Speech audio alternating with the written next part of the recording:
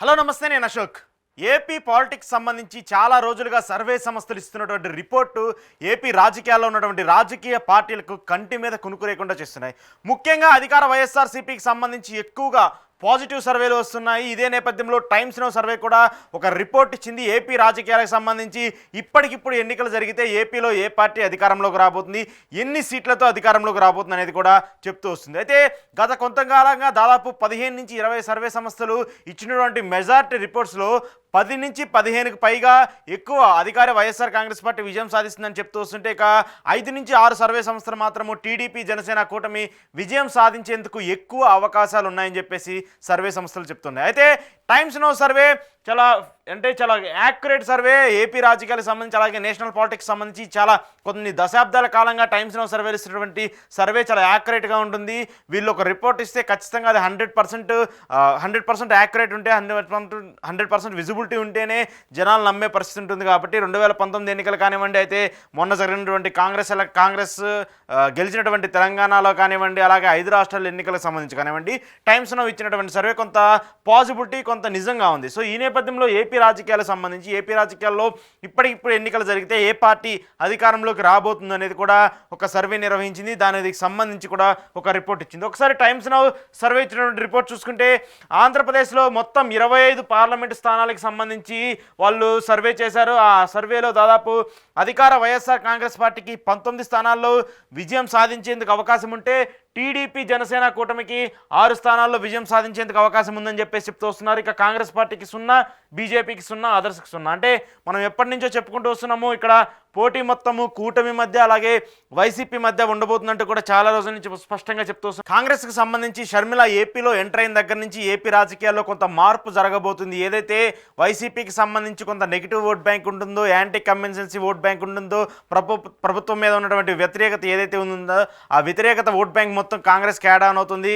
షర్మిల దాన్ని గ్రాప్ చేయడానికి ఎక్కువ పాసిబిలిటీస్ ఉంటుందని చెప్పేసి కూడా చెప్తూ వస్తున్నారు. సో షర్మిల రావటం వల్ల వైసీపీ కంటే కూడా టీడీపీ జనసేన కూటమిలకి ఎక్కువ నష్టం అని చెప్పేసి కూడా కొంతమంది అనలిస్టులు కానివ్వండి, సర్వే సంస్థలు కూడా చెప్తూ వస్తున్నాయి. ఈ నేపథ్యంలో వైసీపీకి సంబంధించి ఓట్ బ్యాంక్ డివైడ్ అయినప్పుడు కాంగ్రెస్ పార్టీకి కొంత మేర పెరిగినప్పటికీ కూడా ఎక్కడా కూడా అవి స్థానాలు అంటే అసెంబ్లీ స్థానాల్లో కానివ్వండి, పార్లమెంటు స్థానాల్లో కానివ్వండి ఎక్కడా ఇంపాక్ట్ చూపించే పరిస్థితి కనపట్లేదు.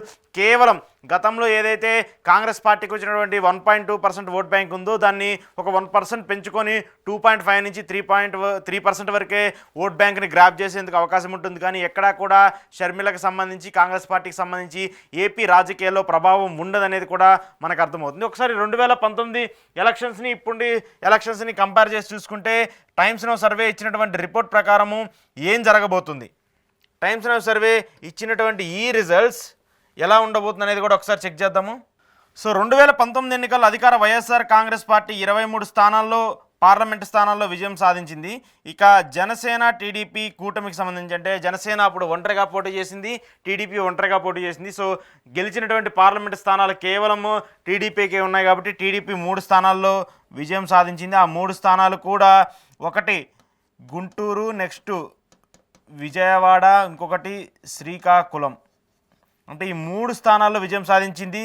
ఇప్పుడు ఈ విజయవాడ సిట్టింగ్ ఎంపీ కేశినేని నాని వైసీపీలో ఉన్నారు. సో ఈ నేపథ్యంలో అది ఎవరున్నటువంటి పార్టీకి సంబంధించి కానివ్వండి, పార్టీ అభిప్రాయాలకు సంబంధించిన కానివ్వండి, ఏదైనప్పటికీ కూడా వైసీపీ కొంత డౌన్ఫాల్ అయింది. 2019 ఎలక్షన్స్తో కంపేర్ చేసుకుంటే ఇప్పుడున్నటువంటి సిచ్యువేషన్స్ ప్రకారము జనసేన టీడీపీ కూటమిక ప్రభావం కానివ్వండి, ఒకవేళ ఈ కూటమిలోకి బీజేపీ వస్తుందంటూ కూడా చెప్తున్నటువంటి ఈ నేపథ్యంలో జనసేన టీడీపీ కూటమికి సంబంధించి కొంత బలం పుంజుకుంది. ఓట్ పర్సంటేజ్ కానివ్వండి, సీట్ షేర్ పర్సంటేజ్ కానివ్వండి, లోకల్గా ఉన్నటువంటి ఎమ్మెల్యేల పైన ఉన్నటువంటి వ్యతిరేకత కానివ్వండి, ఎంపీల పైనటువంటి వ్యతిరేకత కానివ్వండి, వీటన్నిటినీ కూడా కొంత వైసీపీకి కొంత నెగిటివ్గా ఉన్నప్పటికీ కూడా ఎక్కడా కూడా ఓటమి పాలయ్యేందుకు అంత నెగిటివ్ ఇంపాక్ట్ అయితే కనిపించట్లేదు. ఏదైతే గతంలో వైసీపీకి సంబంధించి వచ్చినటువంటి 49.5% ఓట్ బ్యాంక్ ఏదైతే ఉందో అది కొంతమేర ఒక 2%, 3% మాత్రమే తగ్గింది.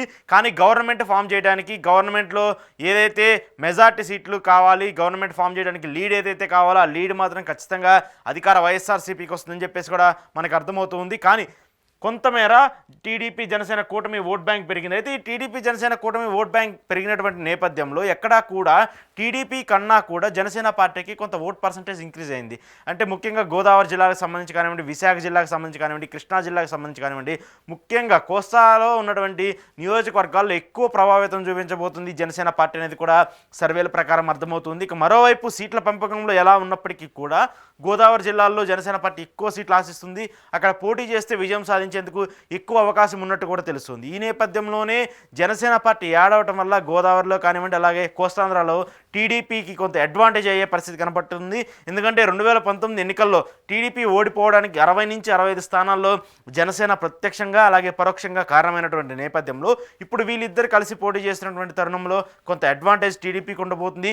గెలిచేటువంటి తక్కువ సీట్లైనా గవర్నమెంట్ ఫామ్ చేయలేకపోయినా కూడా 2019 ఎన్నికల్లో ఏవైతే వచ్చినటువంటి 23 స్థానాల కంటే కూడా ఇప్పుడు ఆ భిన్నం, ఆ స్థానం డబల్ అయ్యే ఛాన్సెస్ కనిపిస్తుంది. కూటమికి సంబంధించి దాదాపు 50 నుంచి 60 స్థానాల్లో వీళ్ళిద్దరు విజయం సాధించేందుకు అవకాశాలు ఉన్నట్టు కూడా టైమ్స్ నౌ సర్వే చెప్తుంది. అయితే పార్లమెంట్కి సంబంధించి ముఖ్యంగా, ఎందుకంటే టైమ్స్ నౌ లాంటి సమస్యలు ఎప్పుడు కూడా అసెంబ్లీ కంటే కూడా పార్లమెంట్ స్థానాల్లో ఎక్కువగా మేజర్ రోల్ ప్లే చేస్తూ ఉంటే వాళ్ళు సర్వేలు కూడా పార్లమెంట్కి సంబంధించి దేశ రాజకీయాలకు సంబంధించి ఉంటూ ఉంటాయి కాబట్టి కూడా సో పార్లమెంట్ ఎన్నికల్లో కూడా టీడీపీ జనసేన కూటమి కొంత పాజిటివ్ ఓట్ బ్యాంక్ను ఇంప్రూవ్ చేస్తుంది అనేది అర్థమవుతుంది. ఎందుకంటే 2019లో వచ్చినటువంటి ఏవైతే 3 స్థానాలు ఉన్నాయో ఆ 3 స్థానాలను డబల్ చేసుకొని ఈసారి 6 స్థానాలతో విజయం సాధించేందుకు అవకాశం కనిపిస్తుంది. సో ఈ 6 స్థానాలు కూడా ఎక్కువ మళ్ళీ ఇటు కృష్ణా సంబంధించి, గోదావరి జిల్లాకు సంబంధించి, విశాఖపట్నం జిల్లాకు సంబంధించి, గుంటూరు జిల్లాకు సంబంధించి ఈ స్థానాలే ఉంటాయని కూడా చెప్తూ వస్తున్నారు. ఇంకా రాయలసీమ బెల్ట్కి సంబంధించి కూడా ఎక్కువ స్థానాల్లో అక్కడ మళ్ళీ వైసీపీ విజయం సాధించేందుకు అవకాశం కనిపిస్తుంది అనేది కూడా మనకు అర్థమవుతుంది